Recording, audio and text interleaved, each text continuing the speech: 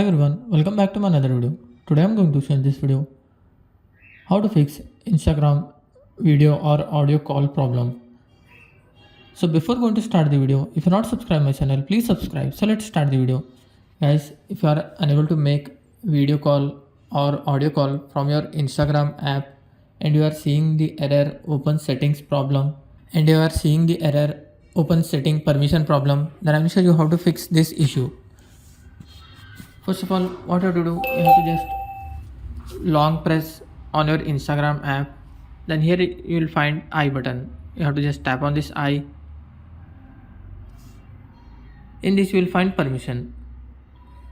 Or else you can just open the settings, scroll down, tap on the apps, tap on see all apps. Here you need to find Instagram.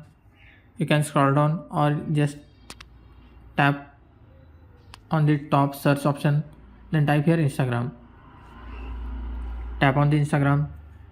In this you will find here permission. Tap on this permission. Here you can see you have to allow the permission for microphone. Tap on the microphone and tap on allow only while using the app. After that, the second one is camera. Just allow this option, allow only while using this app. After that, just close this window. And now you can check. Hope your issue will be resolved.